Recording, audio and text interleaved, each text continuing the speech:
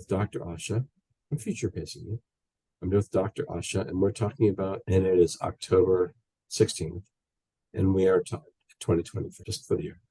And we're talking about Common App prompt number 1, which was her selection. And today is just the day that we're going to be just brainstorming ideas. Asha, this again being the prompt that you chose, and with the idea that we want to just get as far ahead of the curve on this as possible, which is cool. Talk about your thoughts on this. And before we start even writing it, and again, the philosophy on this one, from my perspective, as strong a writer as you are, okay? With that in mind, how did you go about selecting this prompt over the other ones, to the degree that you remember? It just stood out to me because it's like basically asking like what it is that makes me, I thought, and talking about an identity. And I thought that would be a great place to talk about my life as a hearing impaired person. Okay, yeah. I also thought it was a really solid one for you to pick. Yeah. And I think we narrowed it down. We'd narrowed it down to 2 or 3, and then this one seemed to be the one that you gravitated. So for this one, and again, my thoughts on this one are not that background, identity, interest, or talent are necessarily 4 buckets. They can overlap a little bit, but yes, your identity. I mean, you and I have talked about this more, but identity within the context of this question. Okay, so it's a 650 word limit, which isn't a lot, being a writer, right? One of the mistakes or the mishaps that a lot of applicants make on these prompts is they really off-road it. They start with something like this, which is background identity interest, and then they start wandering off into the woods on, and this is why I love football and baking cookies and the discussions that I used to have with my grandfather, and you see whether that's your jam or not.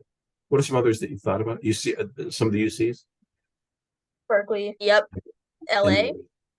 Yeah. Oh, the city of LA. You're going to just apply to UCLA. UCLA. Oh, Los Angeles. All of these are good choices for you. In all of these schools, there will be, the UCs don't have supplementals. They have four 350 word essays, but same thing applies, right? You don't want to repeat things that are going to be repeated elsewhere. Okay, great. With all that in mind, talk to me about your identity. Talk to me about your identity. In your case, you're an athlete. Yes, you are hard of hearing.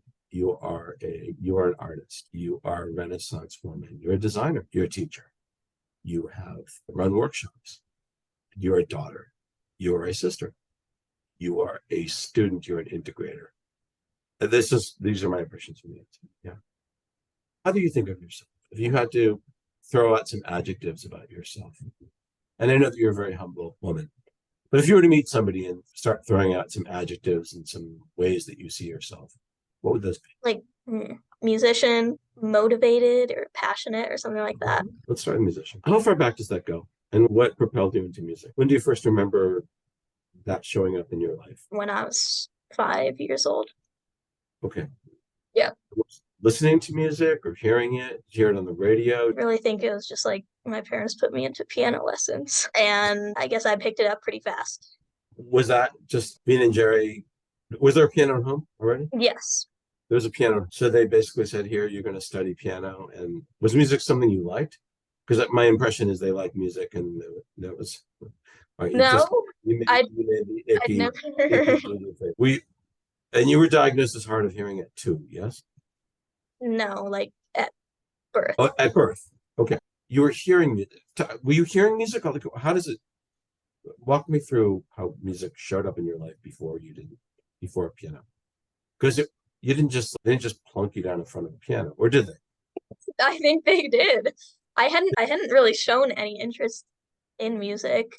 Okay. Them to be like, yeah, you like music. I think they just put me down in front of the piano. They wanted me to play an instrument. They wanted Naveen to play an instrument.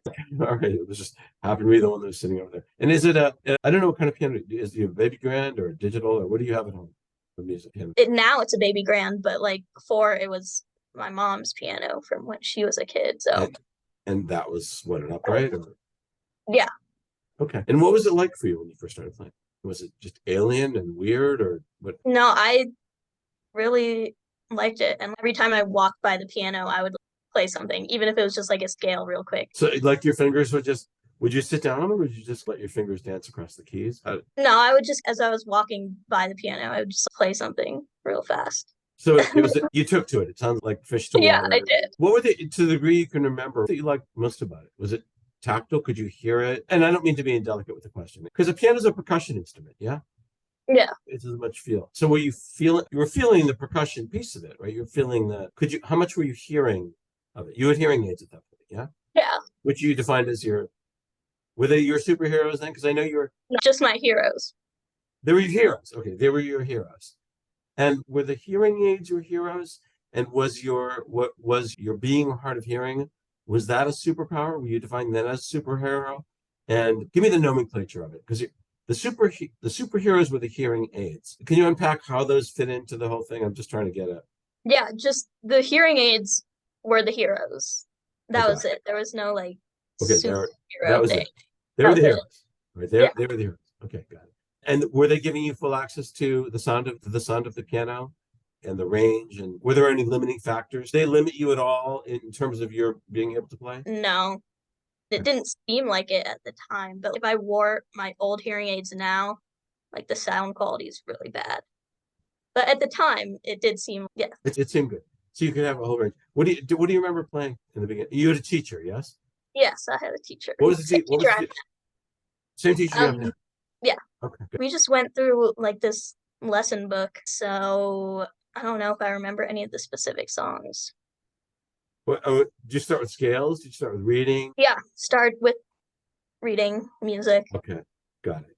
Got it. just like rhythms and stuff. Got it. And this was classical stuff, or was it all over the place? It was all over the place, yeah. So what kind of stuff other than classical were you playing? There was a little bit of jazz. I think that Ah, some okay. like waltzy stuff. Waltzy Yeah. stuff. So meaning waltzes, right? Yeah. 3/4 time is 3/4 time, right? There's not a lot of. Yeah. I guess there's stuff that is 3/4 time, but it's waltzy stuff. Okay, good. And what did you gravitate towards most when it came to the stuff you were playing? Like the really slow and pretty songs with the pedal. Okay. And that's what I gravitated to. Mm-hmm. Okay. And even now, is that the stuff you what do you gravitate towards now? Yeah, still like the stuff where you can play around with the rhythm and bring out the dynamics a lot. Okay, great. And at what point did you then pick up your string instrument? In third grade, a bunch of people came to the school and everyone tried an instrument. I think you had to play it at least for third grade. Most people dropped out after that. But and then I bunch of quitters. And how did you choose? It's the viola, right? Or is it cello? The viola. How did you end up with the viola? I automatically ruled out band instruments because I was like, that's gross. They were gross because there's all kinds of spit and stuff going through them, or was it? So a single reed, that's even more okay. But you didn't want something they had to blow through and like all that. Yeah. Clean out, drain out and stuff. Okay, got it.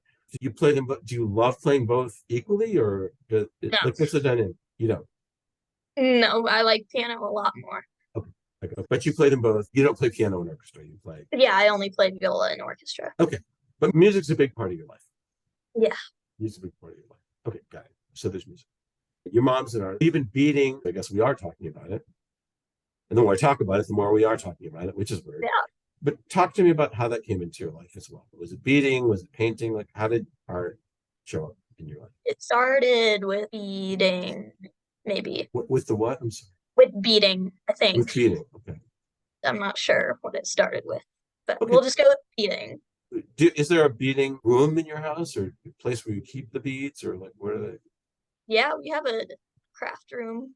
Okay, and I do know what a bead is. I know it's a good place to start. It's a round thing with a hole in it. I went to work. We didn't even know where I'm going with that. What's the first thing you remember about beading with your mom? I don't know. I would just bead while she made cards. And then, yeah, I don't remember much. And then, did you make cards as well? No. That was not your cards. Were like, no, not your thing. Because you do make cards now too, right? Have you made cards or no? No, that's just her thing. I think I actually have a card from your mom around here somewhere.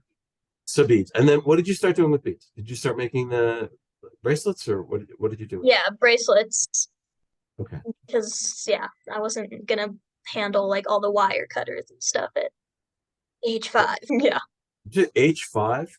Yes. Oh, no, at age 5. I thought it was H5, like it's a secret code for beads. And were they for you, for friends? What did you do? What were you making them? What was the not for me. That's for the craft fair. Okay. And this is when you started selling objects at the craft fair. So how old were you when you actually started selling these things at the craft fair? 10 maybe. So you were making money at 10. Yeah, I guess so. That must have felt cool. Do you remember the first time you ever made money from something that you made? I don't think I thought it was cool. That was a leap of faith on my part. Okay, great. I guess I didn't really think about it. I was just there having. Okay, and you like these fairs, right? You've done quite a lot, quite a many of them. Yes. What else were you selling? You were doing beads. I started with bracelets and then I moved into earrings, necklaces, other beading sort of stuff like chains and wine charms. Yeah, What are wine charms? like the little things that go around the stem of your wine glass. I don't drink, so I don't know what that means. So it's a stem of wine, and you put them around, and they decorate your. So when you drink, they slide up and down the stem of your wine glass. Is that what they do, or? I guess they do, but it's like to tell whose glass is whose. Oh, I got it. So somebody doesn't pick up somebody else's wine. Yeah. It's like, all right, I guess that would make sense, right? So you're not drinking somebody else's reds. Or can you tell I really don't know anything at all about wine? But it's another trumpet players. Okay, great. And then painting. So you started moving into painting as well. Yeah. Okay. And where on the timeline does this start showing? Years old as well, and probably before that, Okay. 7 years old or something. So this is all like clustering together, right around the time, like music, and it's all kind of folded. And is this driven by you, by your? What role did Jerry play in this at all? Oh, 0 role. No, it's zero role. Okay. So this is Jerry artistic? Apparently, he says he's actually quite artistic, but I've just never seen that. That was so distant. Apparently, he says. Does he create? There were some drawings in my room when I was younger, but he doesn't show his artistic side that much. Okay. Yeah. Okay. And what about your brother? No. That was a semi-snort. I don't know. Okay. He's artistic in math, and all those things are not necessarily artistic. Yeah, and music too. So it's not like art. He doesn't do like traditional art. Is music not visual art? Okay. Visual. Your eyes again. When you emphasize the I think the pupils can be seen from space. Got it. Okay. Got it. Are there any other visual mediums, medium in Hebrew? Candles, right? Isn't that one of the things that you did with your kids, or was that decorating candles? That was decorating candle holders. Decorating candle holders. Okay. Any other before we get to the 800-pound gorilla here? It's quite a gorilla. Yeah. We'll use that one. Any other mediums that you've explored that were cool, or your jam, not your jam? Sculpture? Yes, like I have quite a few clay bowls that I made. Okay, got it. And was that at school? Do you use the wheel, or are you from scratch? No, we didn't have a wheel at school. It was at my art class. Okay. They had a wheel there? Yes. Okay. And did you like that? You liked that and continue to like it, or what was No, I didn't really like it. I guess just because I didn't like getting messy. Yeah. I just didn't like working with it. Got it. So getting you a wheel and a trumpet this Christmas is that's not a good idea. Hey, thanks so much, Dan. Okay, got it. Or a trumpet made of clay. That would be like, hey, gee, thanks so much, Dan. Yeah. Into the trash. Got it. Did you like that? You didn't like getting messy, but did you like getting your fingers in the? No. I'm going to take that. I'm going to take that as you're very expressive. When you go like this, I'm going to take that as okay. Got it. All right. So you're pretty clear on your music, and with the paints that you use, acrylic seems to be what you like. But do you like watercolors and oils as well, or do you stick with acrylics because those are less messy and easier? I've never tried oils, but watercolor I didn't like quite as much. Yeah. Okay. And my recollection, and please correct me if I'm wrong on this, because I may be. What about pencils and charcoal and other stuff? Yes. Yeah, I did like markers. Yeah. And just for the sake of this, I know the answer to this, but we're going to be using this for other purposes. But really quickly, you ran an art workshop, and what was the name of your school? The name of my Asha's Art Academy. It was great. A name that you came up with all your own, and it was a beautiful certificate you created too. What were the colors again? Pink and purple and a little bit of yellow. Are those your go-to colors? Are those colors that you really like a lot? Or no, actually, those are like. I don't see you wearing a lot of those. What were that? How did you choose those? Was it just like spin the wheel, or how did you choose those colors? No, I chose a template, and those were already. Okay, I got it. Yeah, they have templates. They have templates in Canva. Okay, great. And that worked out nicely, right? Can you give us a quick 1-minute summary of that experience and the kids and how that went. It was a 3-day event in which you were going to teach, I think it was 3 kids, right? Siblings, Yes. how to paint a landscape. And the plan was to do it over a course of 3 days. Why don't you unpack, for the sake of the studio audience here, how that played out? We finished the actual landscape part in the first hour of the first day. Yeah, then I And just it was, did I'm sorry to interrupt you. It was three-hour days or 3 4-hour days. What was it supposed to 3 be? 5-hour days. 3 5 hour. Okay. So how did you proceed from there? I already had some backup projects planned, so I just kept pulling them out of the box. And yeah, so we did wooden trays and then decoupage and some more painting on clay things. So you didn't panic. You just kept on going. You just kept on, and there were breaks in there, right? It was almost like a summer camp. There were breaks. What did they do during the breaks? Yeah, we had a lunch break and then we went outside. We played Scrabble one day. And they enjoyed it so much that something odd and beautiful happened on the last day after you handed them their. Did you handed them their certificate and rolled up with ribbon around it? What was the ceremony? I gave them a gift bag at the end that they had got to decorate, and it had the certificate and then also some few art supplies. Okay. Then their dad came to pick them up, and Yeah, they told me to wait until I opened the door so that they could go hide on the deck. And then the dad came in and their hiding job was pretty poor, but like their butts were sticking out from behind the table. yeah. Yes. What was the dad's reaction to their? The dad, he was like, that's a good sign that they don't want to leave. That's great. And how did you feel? And this was your first workshop ever, right?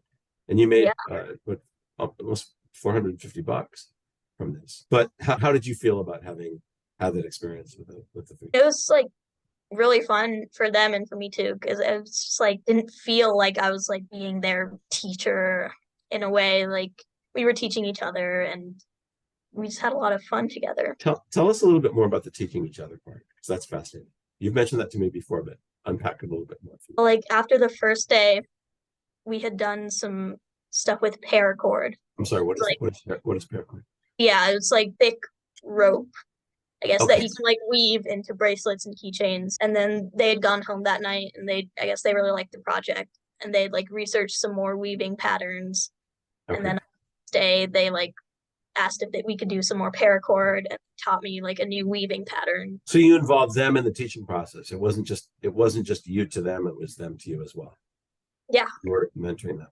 Because with the idea with these workshops, this was your first workshop that built into the mentorship process that I'm doing with you over the course of several years, is that workshops are a combination of marketing, yes, which you did with the help of your mom, and reaching out to your local community by using the template that I gave you, which you turned into your own.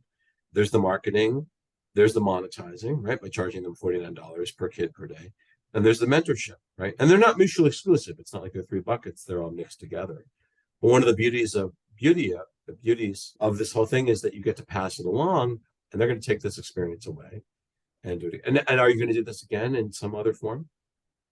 Yeah, I'll probably stick with landscape again, maybe do something a little different, but got it. Yeah, because you can always take this. What's it called? Superheroes.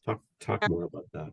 How you came up with it, when you came up with it. It was one of the first things you talked about when I first met you and your family on our very first meeting, and the 4 of you were sitting on the couch. And it was a great fit right away. And you talked about it, and there was a smile on your face that could have been seen from space. I started it 2 summers ago. I guess I make earrings. Then I basically just took off the hook, the piece that goes into your ear, and became a hearing aid charm that can go around the tubing of a hearing aid. And I started off donating them to Children's Hospital. I guess I started expanding on that a little bit, selling them at a Rocky Mountain Deaf School fair, and creating a website. And you and your dad came up with the name. And how's it spelled? How is superhero spelled? SUPERHEAR-OS. Super. Was the origin of that related to your having called your hearing aids your superheroes? Yes, yeah. And that must bring you great joy that like hearing your superhero. When did you start calling your hearing aids your superheroes? How old? I don't know, 3 years old. 10 years later, basically, yeah. a decade later, a tenth of a century later, you end up calling them this. Like, is it possible to even describe the emotion that it brings up for you? Yeah, I guess joy in knowing that I'm having an impact on other people. One girl, I got a letter from her. Her name was Greta. And then another girl who I'd sold my charms to at one of the fairs I saw last week, and she was still wearing them. And she said she never used to wear her cochlear implants, and now she is going to wear them every day. How cool. The first girl. Talk about the first girl. She was actually one of my mom's patients, so my mom just brought her a pair of hearing aid charms. And then a couple days later, my mom came home with a little letter from her. She's like, thank you so much for the charms. I love them. And you're saving all these letters, right? I hope you're saving all these letters. Yeah, I'm not sure where it is, but it's saved somewhere. Okay, good. Did you, and I hope it's okay to talk about this. Did you not get a letter or a note of some sort from a young girl who was in and I may have the details on this wrong, who was recovering from cancer? Can you talk about that? It was actually my speech therapist from when I was young. He was working with this young girl who had cancer, and she was wearing the hearing aid charms. So she didn't know that I was doing this, and then she found out where she got them from. So then she texted my mom, told her the whole story. And it turns out the girl actually goes to some other hospital that's not one of the children's hospitals, so I didn't deliver hearing aid charms to that hospital, but Children's Hospital took it upon themselves to deliver my hearing aid charms to different hospitals in the area. And to the issue of people who are hard of hearing, whether it's kids or adults, what are your feelings? Do you feel that there's some stigmatization about it? Do you feel what are your feelings about that? Or talk to us about that. Yeah, there aren't negative stereotypes coming from other people really, but from hard of hearing and deaf people themselves don't have a lot of confidence sometimes. That is part of their identity, and they'll try to hide their hearing aids behind their hair, or they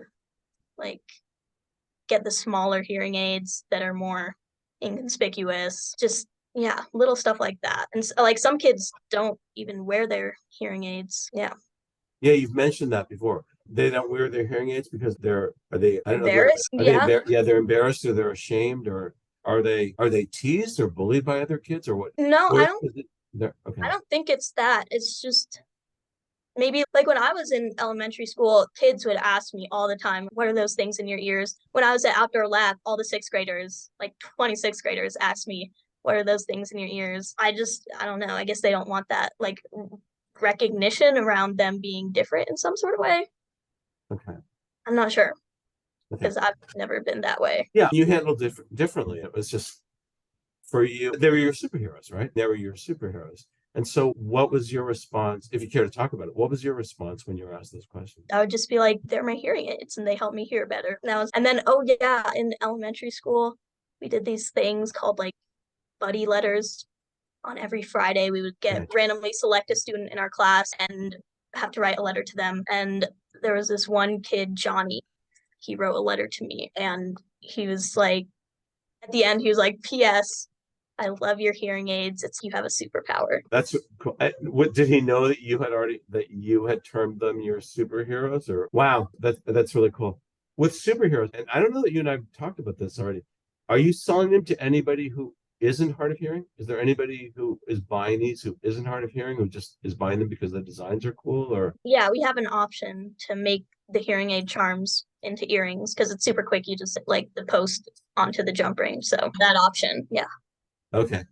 And there are a couple of photos. I don't know that we've used these photos in the sort of thin slice videos that we have so far that Dennis and Will have online, but there are two photos that your mom sent. And I can't remember, was it the Rocky Mountain?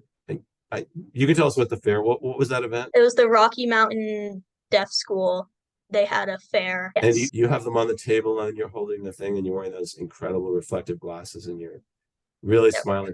What that looked like an event you were just having a blast at. And so you're selling them there, and then you're and you may have answered this already. You're distributing them through your physician, your doctor, and then how else are they getting out there into the market right now? Now you do have a website, although I don't know anybody's buying them through the website. That's going to change with something that we have coming up soon. How else are they getting out there into the market? We know that there's one other person in the world who was doing something with them, but how are they getting out into the world other than your distributing them at fairs or selling them at fairs? Other than that, it's just like the 5 children's hospitals in my area. Yes. And would you like to see, I don't know the right way to ask this. I don't know the numbers, but I'm guessing in the hundreds of thousands, probably in the millions of hard of hearing people in the world, certainly in that, but certainly in the hundreds of thousands of hard of hearing kids, would you like to see superheroes out there on whatever level being sold or used or worn? What would that be like for you, not just here in the United States, but around the world? And I think there's a very good possibility that that would be great. Yeah. But what would be the greatest aspect of that for you? Just like knowing that something I created has like an impact on people worldwide. Yeah. Especially since right now, the other person accepted, who doesn't really appear to be doing much with it right now, who's in her 20s, probably very busy. You're the only one who's doing a category of one is, from a marketing perspective, always a great place to be. Yeah. Yes, very good. It's a very good place to be. So circling back to this question of your identity, and this is only one aspect of your identity. I'm just going to reflect back what I've heard so far. You're a Renaissance woman, yes, a polymath. You're an artist, you're an athlete, you're many things. And I don't mean to be showering you with compliments. This is just what I see. Now, of course, I'm biased because I've had the good fortune to work with you and your family, and you know how much I love doing it. Where do you see this going? And I don't know is a perfectly acceptable answer. With the idea that we all have many futures that we're going to live, right? Some are parallel, some are serial. Where do you see all this possibly going for you? We've talked about the fact that you're not going to go in the same direction that your brilliant scientist brother is going, but there's a lot of directions that this could go. Where are some possible futures that this could lead to for you, as well as the people you're going to help, and in turn that they're going to help? There's no limits on this. This is free range ideas. Like where superheroes could go? Where superheroes and you as your own superhero. You're a superhero. We all are in our own way. Yes? It's fair to say we all have our own superpowers. You've got multiple superpowers. So we're just thinking forward are some ways that you think that might show up for you and that you'd like for them to show up without any restrictions. No. Can I throw out just a couple of sort of general ideas? Yeah. Okay. So for example, while you're in college or while you're out of college, could you see yourself inspiring other aspiring artists, just using this idea as a springboard? Saying, look, I took something that was very near and dear to me that others might see as a handicap or as something that would hold them back, and taking this forward. And whether you see yourself as being held back by a fear that you have, whether it's a fear of a subject that you have or something that hampered you in the past, taking that forward in the form of using something that you really do love. Or whether it's taking somebody who doesn't perceive him, her, or themselves as an artist and leveraging that going forward. You're a young woman, but you're way ahead a few years in a lot of ways. I mean, you're still a kid in that sense, but you're way ahead of your years in a lot of ways. So with that in mind, are there any kind of dreams that you harbor right now, or things that you may have daydreamed about? And if not, that's cool too. I think it'd be cool to give a talk somewhere. Oh, cool. Yeah. Cool. Like a TED talk or like on a stage? Something like that. Yeah. Okay. All right. That's awesome. And if there were 3 possible titles for the TED talk? So it's Asha gives a TED talk. What are three possible titles? No restrictions. We've done some applied improv before. What are three potential titles for this TED talk? Perfectly imperfect. Okay.